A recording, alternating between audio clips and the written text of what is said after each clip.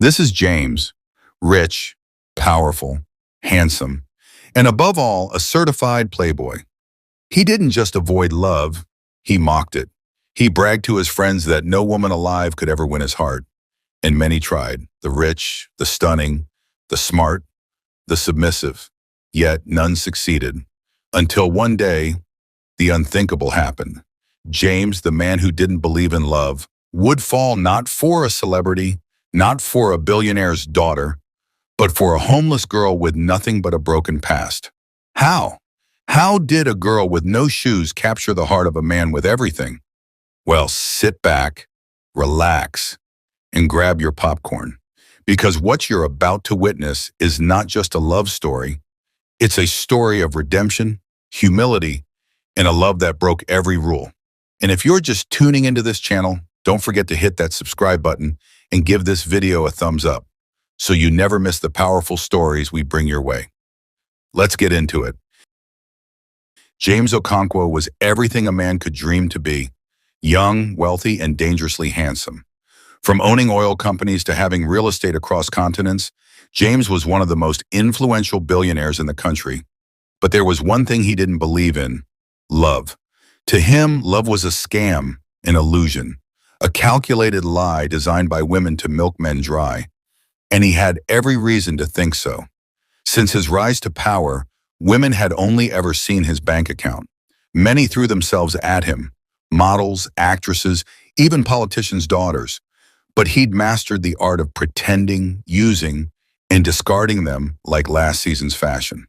At 33, James was already a legend. His name alone made rooms fall silent. His signature black Bentley was more recognized than the presidential convoy. Yet beneath all that power and polish was a man whose heart had long been locked. By pain, by betrayal, and by bitter experience. He had been played once, a long time ago. Her name was Sei. Beautiful, soft-spoken, delicate. James was still climbing the ladder back then. Ambitious but not yet powerful. Sei had claimed she loved him, cheered him on, promised forever. Until one day James found her in bed with his mentor, the same man who had taught him everything about business. That night broke him. From then on, James built a fortress around his heart. He would never be the fool again. Never give a woman that kind of power. And so he became what Lagos women called the untouchable. Charming but cold, generous but guarded. He would take them on private jet dates to Zanzibar, shower them with designer gifts. But the moment they mentioned feelings or future, he'd cut them off without a second thought. They called him a playboy. He didn't care. They called him heartless. He agreed.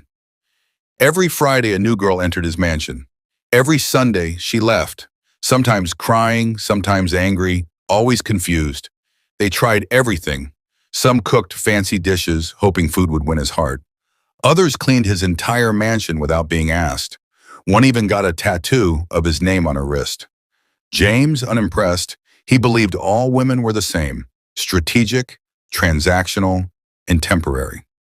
He often said to his closest friend Agu, "The only true love I've ever seen is between a woman and a credit alert."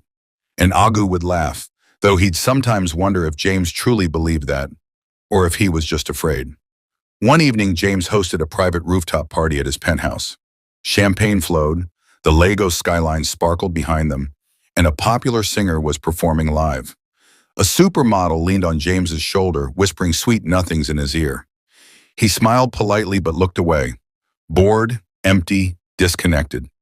He stared into the night sky and asked himself a question he never thought he'd ask. What if I'm wrong? What if love actually exists? But that thought vanished as quickly as it came. He shrugged it off, stood up, and left the party without a word. By the next morning, he was back in his black suit, black sunglasses, and signature no-nonsense mood, headed to yet another boardroom to sign yet another multi-million-dollar deal. His world was predictable. His life was flawless, and his heart? Cold, untouched, unavailable. But fate had other plans, and love, real, raw, undeserved love, was about to show up in the most unexpected form. Not in heels, not in makeup, not with elegance or wealth or seduction, but barefoot, hungry, and forgotten by the world. A homeless girl named Amara, who would soon become the one thing James swore he'd never have, a reason to believe in love again. It was a scorching Tuesday afternoon, the kind of heat that made even air conditioners struggle for relevance. James Okonkwo was running late to a high-stakes investment meeting with foreign oil executives in Victoria Island. His driver was unavailable, so he decided to drive himself, something he rarely did. As his matte black Range Rover glided past the bustling Lagos streets, his tinted windows offered a perfect shield from the outside world. Traffic was tight but moving. His mind was already rehearsing numbers, figures, and negotiation angles, until he saw her. At first, it was a blur, then a stillness, a sharp contrast to the chaos around. She sat curled up by a cracked pavement on a dusty sidewalk in Yaba, her head bowed, knees hugged to her chest, her clothes torn, and her feet bare. A torn satchel lay beside her, no begging sign, no extended hand, no noise, just silence and sadness. James's eyes locked on her for no more than 3 seconds. But something invisible, something unsettling, hit him in the chest. He gripped the steering wheel tighter. The car kept moving, but his gaze lingered in the rearview mirror. The further he drove, the more distant she became.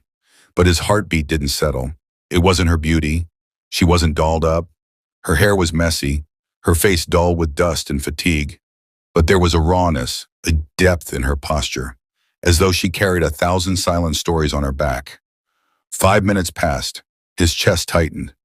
Who was she? He muttered, annoyed by his own distraction. He rubbed his temples and shook his head. Focus, James, focus. But his thoughts betrayed him. The number crunching disappeared. The investor profiles blurred. All that remained in his mind was the image of a lonely girl on a dirty sidewalk. He slammed the brakes. Cars behind him honked in frustration. Without thinking twice, he turned the car around. Back through the same road, same shops, same noise, same dust. He reached the same spot. She was gone. James parked and got out, scanning the area. His designer shoes tapped the broken pavement as he walked from stall to stall. Excuse me, he asked a meat seller. There was a girl sitting right here not long ago, young, homeless looking. Have you seen her? The man looked around casually. Oga, plenty girls, they walk for here. Oh, I no notice anyone like that. He asked a few more people, a kiki driver, a recharge card vendor. No one knew anything. To them, she was just another shadow in the streets of Lagos. Frustrated, James stood by his car, hands on hips, trying to shake off the gnawing ache in his chest. Why do I even care? He muttered. He got back into the Range Rover and resumed his journey to the meeting. But his mind was no longer in the present. Even as he walked into the glass boardroom filled with suits and ties, the voice of one of the executives drowned under the image in his head. A girl, curled up, alone, and invisible to the world. His assistant nudged him slightly during the meeting. Sir, they're waiting for your response on the pricing model. James blinked. Oh, right, sorry, I need a moment. He excused himself and walked into the bathroom. Staring at himself in the mirror, he whispered, What is wrong with you, James? You've seen hundreds of women. Why this one? Why can't you let her go? He didn't have the answer. All he knew was he needed to see her again. Not tomorrow, not next week, tonight. That night, James didn't sleep. He tossed, turned, stared at the ceiling. Every time he closed his eyes, her face flashed before him, tired, fragile, forgotten. At 5 a.m., he couldn't take it anymore. He slipped on a hoodie, grabbed his car keys, and drove back to that same street. This time, he didn't care about being recognized. He parked across the road and waited. Minutes passed, then an hour, then 2. Just as he was about to give up, he saw her. She walked slowly down the street, arms folded tight against her chest, eyes downcast. Same satchel, same clothes. James's heart skipped. He stepped out of his car and walked toward her, slowly, cautiously. Hey, he said gently. She froze. He took a step closer. I saw you here yesterday, and I haven't been able to stop thinking about you. She looked up slowly. Her eyes were sunken but clear. Cautious, but not afraid. What's your name? James asked. She hesitated. Amara. Amara, she repeated, her voice barely above a whisper. James stood still. For a moment he forgot who he was, forgot the suit, the cars, the headlines, the power. In front of him wasn't just a homeless girl. There was something about her voice, her posture, her restraint that made her feel different. She hugged herself tighter as if bracing for judgment. "I don't want trouble," she said softly. "You're not in trouble," James replied, stepping back to give her space. I wanted to talk. That's all." Her eyes narrowed slightly. "Why?" He paused. How was he supposed to explain the sleepless night, the ache in his chest, the way her image had refused to leave his head? "I don't know," he said honestly. "I saw you and I couldn't forget." Amara looked away, adjusting the strap of her worn-out satchel. Her sandals were broken, her toes bruised. Her dignity, however, stood unshaken. James cleared his throat. "Where do you stay?" She laughed bitterly. "Wherever the rain doesn't find me." "Do you have any family?" Her smile disappeared. "I don't want to talk about that," she said quickly. "Please." James nodded. "Okay, I respect that." A silence settled between them. For the first time in years, James didn't feel in control. He wasn't the boss here. He wasn't the one with the power. She was. Her silence commanded something from him: respect, patience, even vulnerability. He tried again. "Are you hungry? There's a small cafe nearby, just breakfast. I promise you'll be safe." She stared at him, unsure whether to trust this stranger in designer shoes and perfect posture. "What's in it for you?" she asked. James blinked. "Nothing?" "That's hard to believe." He gave a sad smile. "I don't blame you." She studied his face for a moment longer. There was no flirtation in his tone, no manipulation, just sincerity, worn-out, clumsy sincerity. "All right," she said slowly, "but only if it's close by. I don't like going far with people I don't know." "Fair enough." He opened the car door for her. She hesitated, then slid in cautiously, clutching her satchel tight. They drove in silence to a quiet, modest bar and cafe just a few streets away. James chose a table near the back where there was less attention. He waved off the stares from the waiters, most of whom had never seen him walk in with anyone, let alone a homeless girl. He didn't care. The waitress approached. James ordered tea and bread for both of them. Amara sat stiffly, her eyes darting around the room like a soldier behind enemy lines. When the tea came, she took a small sip and immediately looked up at him. "Why are you doing this?" she asked. He looked at her, genuinely searching for the answer within himself. "I honestly don't know. I feel like I was meant to." She didn't respond. After a long pause, she whispered, "Do you own this cafe or something?" He chuckled. "No, just a customer today." She looked at him suspiciously. "You dress like someone who owns half the city."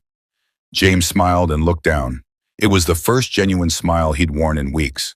When they finished the tea, she set her cup down gently and said, "I appreciate this, truly, but I don't like free things.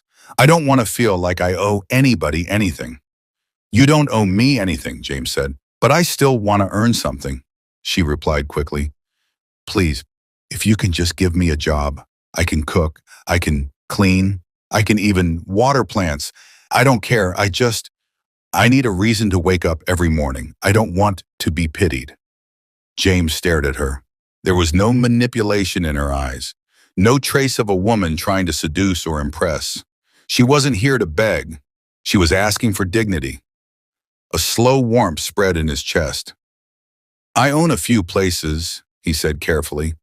"I can offer you something. It's not much, but I'd like you to come work for me." Her eyes widened. "Seriously?" He nodded. "Let's start with cooking. I'll pay you $300 every month. You'll live in a safe house. No one will disturb you. You'll be treated with respect." She blinked, unsure if she heard him right. $300? Yes. Her hands trembled slightly as she reached for the cup wine just to ground herself. "I've not earned that kind of money before." "Thank you. I don't even know your name." He extended his hand. "James." Her hand met his gently. "Thank you, James." He gave a reassuring nod. In that simple touch, something shifted.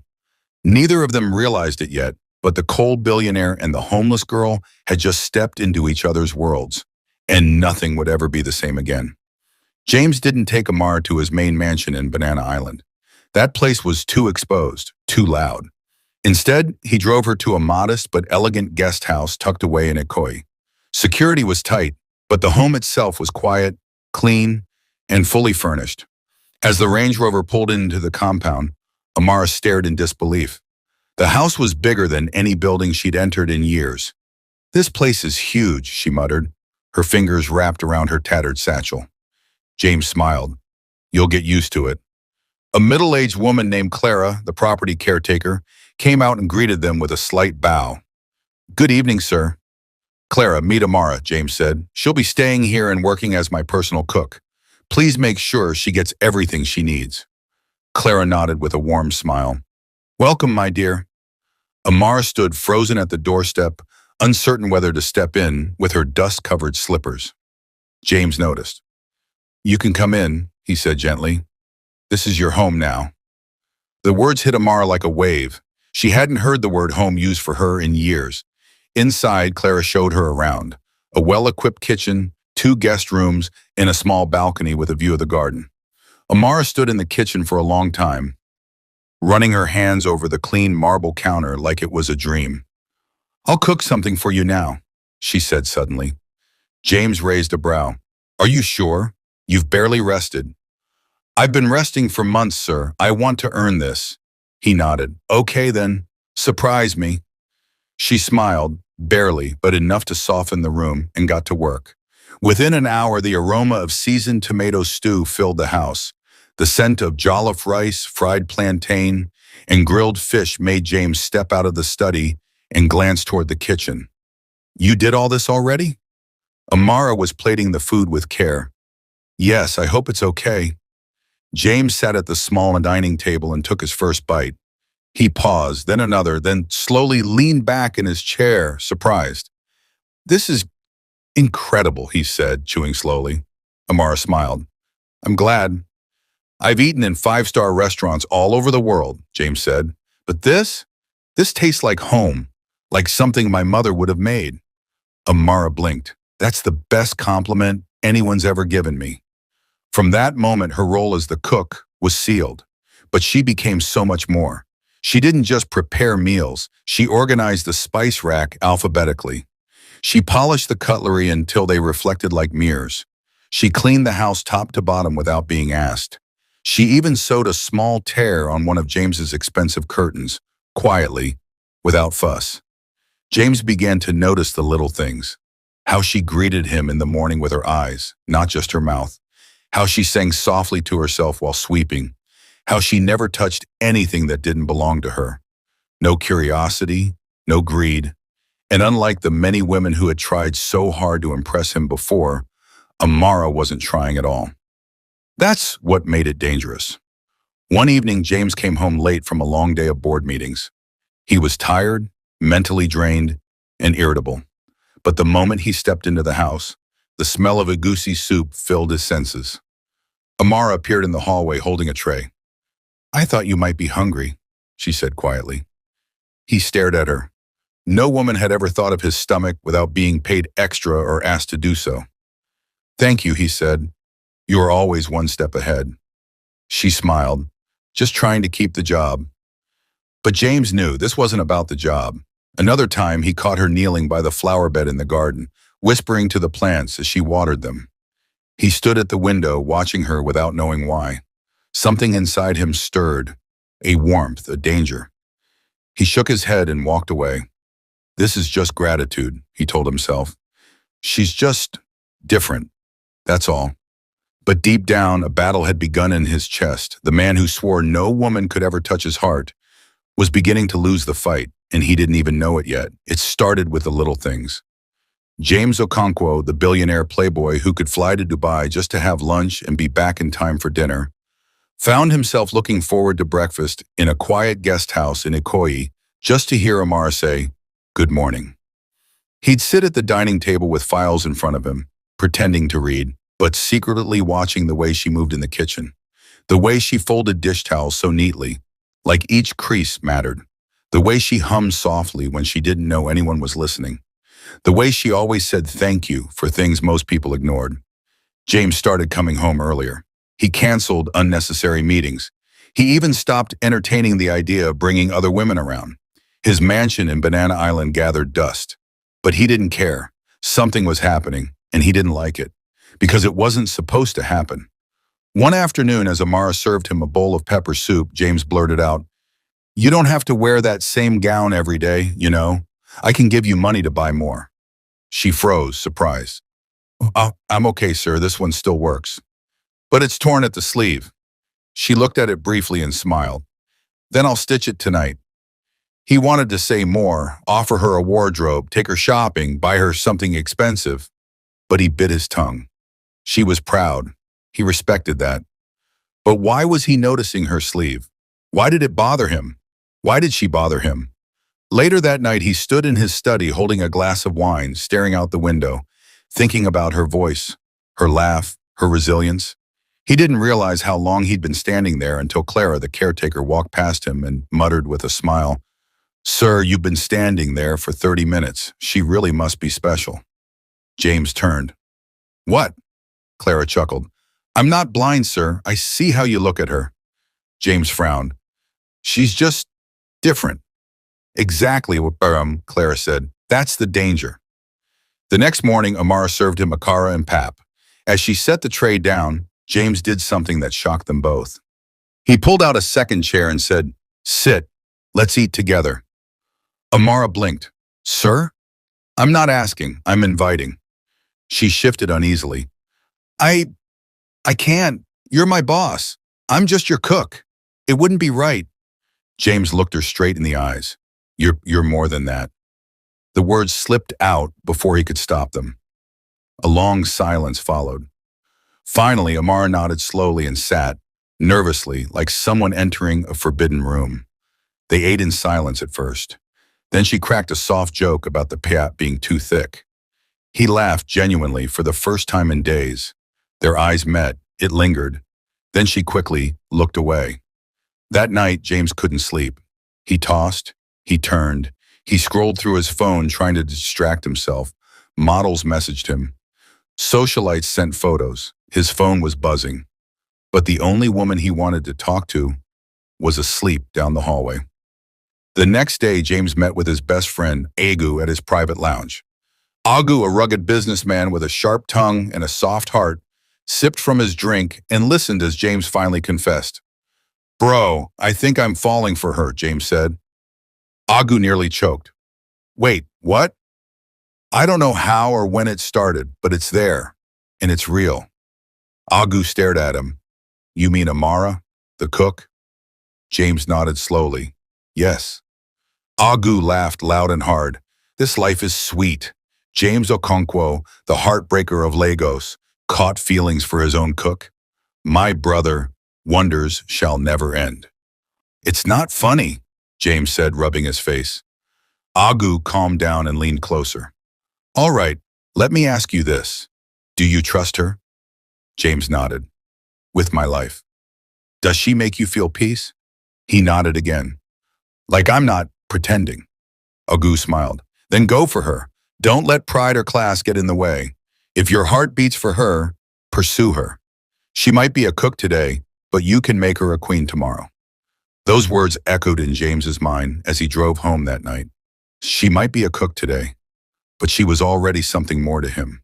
More than a cook, more than a housekeeper, more than he had ever expected. She was the first woman who didn't chase him. And yet, somehow, she had caught his heart completely. James Okonkwo had never been this nervous in his life.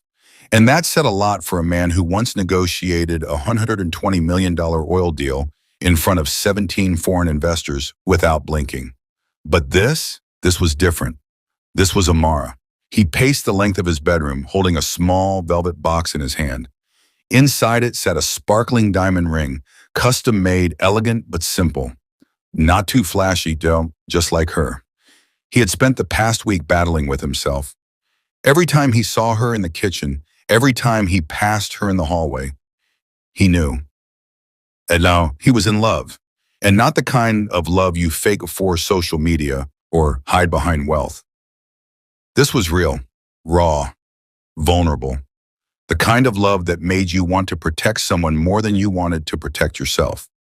She had no idea what she meant to him now, but tonight he'd show her. Earlier that day, James had visited a quiet boutique in Lekki, a luxury designer showroom that usually only opened by appointment. He didn't tell them who the dress was for, only that he needed something special, something elegant, something unforgettable. They showed him 10 gowns. He picked the 11th, a long silk evening dress, royal blue, with subtle beadwork and a soft flow. When he held it up, he could already see Amara in it. He had the driver deliver it to the guest house with a simple note. "Wear this tonight. I want to show you something." At exactly 7:00 p.m., Amara stepped out of her room, and James forgot how to breathe. Her natural hair was wrapped in a soft updo. Her skin glowed like bronze under warm lights. And the gown, it didn't just fit, it embraced her. She looked like royalty, yet she stood there nervously, holding her hands together. "Sir, I don't think I should wear this. I don't feel like myself." James walked up to her slowly, his heart pounding. "You look like a dream." She looked down. Where are we going?" "Somewhere special," he replied. He opened the car door for her, and together they drove through the streets of Lagos until they arrived at a rooftop terrace overlooking the lagoon. Quiet, candlelit, and completely private. It was decorated in soft fairy lights, with petals scattered across the floor and a violinist playing in the corner. Amara gasped softly. "This place, it's beautiful." James looked at her. "So are you." They sat across from each other at a small round table. Waiters brought a quiet dinner of roasted chicken, mashed yam, and spicy sauce, Amara's favorite, though she didn't remember ever telling him that. As they ate, James barely touched his food. His eyes never left her face. Amara was nervous. Her heart was racing. She didn't understand what was happening, but somewhere deep in her, she knew this was no ordinary night. When dessert came, James stood up, walked around to her side, and gently reached for her hand. "Amara," he said. She looked up slowly. "I brought you here tonight because I need you to know something. I've been a man who didn't believe in love. I thought all women wanted was my wealth. I never trusted anyone. I never opened my heart." He paused. "Until you." Amara's eyes widened slightly. "You didn't try to impress me. You didn't even want anything from me. You just were yourself, honest, kind, strong. And because of that, you broke every wall I've built." He slowly dropped to one knee. Amara covered her mouth, tears forming in her eyes. "From the moment you came into my life, something changed." I laughed again. "I found peace, I found purpose, and I found love." He opened the box. "Amara, I don't care where you come from. I don't care what you've lost. All I care about is who you are and who I want to be with for the rest of my life." He took a deep breath. "Will you marry me?" Amara stared at him, frozen. 1,000 thoughts ran through her head. Fear, surprise, hope. "Me?" she whispered. "You want to marry me?" "Yes." She shook her head, overwhelmed. "But I'm nobody." "No," James interrupted gently. "You are everything." Silence fell for a moment. Then slowly, with trembling hands, she nodded. "Yes," she whispered. "Yes, I'll marry you." James stood, slipped the ring on her finger, and wrapped her in the most sincere embrace of his life. And just like that, the billionaire who said no woman could ever capture his heart was no longer his own man. He belonged to her. Heart, soul, and everything in between. The news didn't make it to the tabloids. Not a single paparazzi showed up. There were no headlines, no press, no trending hashtags, because James Okonkwo didn't want the world to witness this moment. This wasn't for them. This was for her, for Amara, the girl who had once slept on the street, the girl who made him believe in something deeper than power, wealth, or pleasure. And today, she was becoming his wife. The wedding took place at a serene private garden estate just outside Lagos, surrounded by tall palm trees, white orchids, and a small circle of carefully chosen guests. Only 10 people were invited. Agu, Clara, a few loyal staff, and 2 security heads James trusted with his life. No noise, no extravagance, just a sacred vow. Amara wore a flowing white gown, delicate and ethereal, like it had been stitched from the scheme. Her hair was styled in soft curls, adorned with a simple silver clip. She looked nothing like the girl James had found by the roadside weeks ago. She looked like royalty. James stood waiting in a custom navy blue suit. His heart raced as she walked towards him, every step like a heartbeat echoing through the quiet garden. He had never felt fear like this before. Not during billion-dollar deals, not during hostile business takeovers. But now, standing in front of her, he felt like a man stripped bare, exposed to something stronger than himself. Love. The officiant spoke softly, blessing the union. Birds chirped in the distance. The breeze swayed the petals. And then it was time for vows. James turned to Amara and held her hands, his voice low, steady, but filled with emotion. I never believed in love, not until I met you. I thought I was protecting myself, but the truth is I was just hiding. And then you walked into my life, not begging, not scheming, not chasing, just being you, and somehow that changed everything. He paused, swallowed. You made me human again. You made me feel. And now I stand here not as a billionaire, not as a man of influence, but as someone who is completely, helplessly in love with you. Tears slid down Amara's cheeks.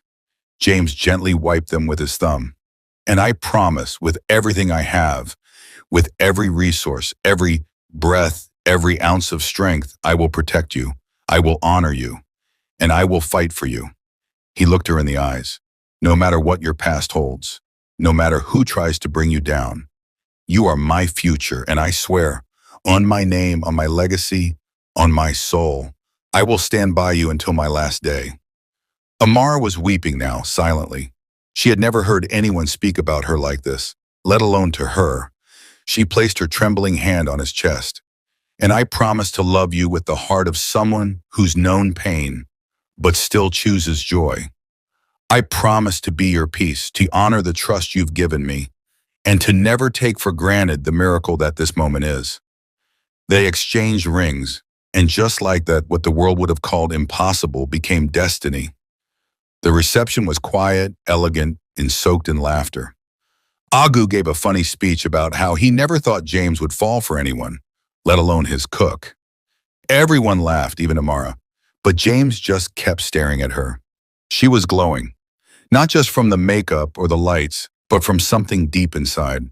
He saw freedom in her smile. He saw healing in her eyes, and it crushed him to know there was still so much of her story he didn't understand. That night, as they returned to the main house, James walked into their room and found Amara standing quietly by the window, still in her wedding gown. The moonlight wrapped around her like a veil. He walked up to her slowly. "What are you thinking about?" he asked. She didn't answer immediately. Then she turned to him, eyes serious. "You asked me once who I really was," she said quietly. "I think it's time I told you the truth." James's heart stilled. He nodded. "Tell me." Amara sat gently on the edge of the bed, holding his hand. "Everything you see now is only half of my story. The rest is darker, sadder, but I need you to hear it." James knelt beside her. "I'm ready." And so she began. James knelt beside her, still in his wedding suit, his hand wrapped around hers. Amara had been silent for several seconds now, as if gathering the courage to dig into a wound she had buried for years. Then with trembling lips, she spoke. "You've always wanted to know who I really am. I'll tell you tonight." James didn't interrupt. "My full name is Amara Nwachukwu. I was born in Enugu, into wealth. My father, Chief Boniface Nwachukwu, was the founder and CEO of Nwachukwu Group of Companies, a business empire that spanned construction, import-export, and agriculture. He was respected, admired. People used to say I was the daughter of a king." Her voice cracked. James's hand tightened around hers. "I had everything, the best schools, the best teachers, vacations abroad, but I was never arrogant. I loved helping people. I thought my world was perfect." She looked away, staring at the floor. Until the car crash. James felt a chill crawl down his back. "My parents were on their way to a wedding. I was supposed to go with them, but I stayed behind because I had malaria. I never got to say goodbye. Her breath caught in her throat, and she wiped a tear silently. They said it was a brake failure. But sometimes I wonder if it wasn't something more. She paused, clenching her fists. My uncle, my father's younger brother, was next in line on the board. He was never satisfied with his share. He used to argue with my dad. He said the company belonged to the bloodline, not just one man. When my parents died, I thought he'd take care of me. She shook her head slowly. I was wrong. James felt his jaw tighten.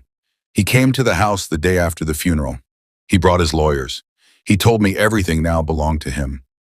I was 17, still grieving, still weak. And then he told me I had to leave. James's voice finally escaped him. He kicked you out of your own house? Worse, she whispered. He told me if I ever set foot near the company again, I'd be arrested. He said I was bad luck, that I brought death. He called me a curse. A heavy silence filled the room. Amara continued, her voice breaking. I had nowhere to go, no money, no access to any bank account. They locked everything. The staff disappeared. The house was sold. I slept in bus parks. I begged for food. I was almost kidnapped twice. I stopped trusting people. I stopped talking. She turned to James, her eyes filled with raw pain. That was my life. Until you. James sat back, stunned. The girl he met on the street was not just a victim of poverty.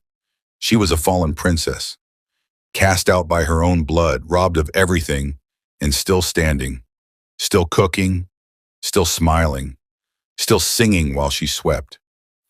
I don't tell this story to anyone, she added, not because I'm ashamed, but because it hurts too much to relive it.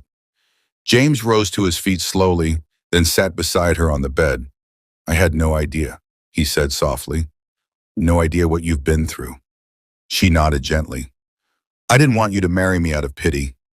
I wanted you to see me, as I am, not for what I had or what I lost. James took her face in his hands. I see you, Amara, not the pain, not the past, you. Tears rolled freely down her cheeks. Then James stood up and walked to the balcony. He looked out into the night for a long moment. When he turned around, his eyes were blazing with resolve. I swear on everything I have, I will fight for you. Amara looked up, confused. What do you mean? I mean, we're going after him. Your uncle. We're getting your name back. Your company. Your father's legacy. Everything. Her eyes widened. James, he's dangerous. He'll try to destroy you. James stepped forward. He can try. He took her hands again. You are my wife, and if I let this go, if I let your pain remain buried while I walk around with billions in my pocket, then I've failed you. He looked her dead in the eye. I am James Okonkwo. I don't lose battles, and this is the most important battle of my life. Amara's lips quivered. But why would you risk everything? Because loving you isn't just about flowers and dinners and fairy tale weddings. It's about justice. It's about restoration. It's about making the world know that no one throws Amara Nwachukwu into the street and gets away with it. She sobbed into his chest, and he held her like a shield, solid, firm, unbreakable. That night, something changed. Amara wasn't just a homeless girl anymore, and James wasn't just a man in love. Together, they became a force. A storm was coming, and this time, the girl they left to die was returning. Not just with hope, but with fire. We hope you truly enjoyed this unforgettable story. Now it's your turn. What touched you the most? Drop your thoughts, lessons, or favorite moments in the comments section below. We're always excited to read your feedback. And tell us, should we make a part 2? Would you love to see what happens next as James fights for Amara's justice? Let us know. But that's not all. Another powerful, emotional, and life-changing story is dropping in just a few days. So make sure to subscribe, hit the notification bell, and be the first to watch when it drops. If this story moved you, don't forget to like this video and share it with your family and friends. You never know who might need the message today. Thank you so much for watching. God bless you richly.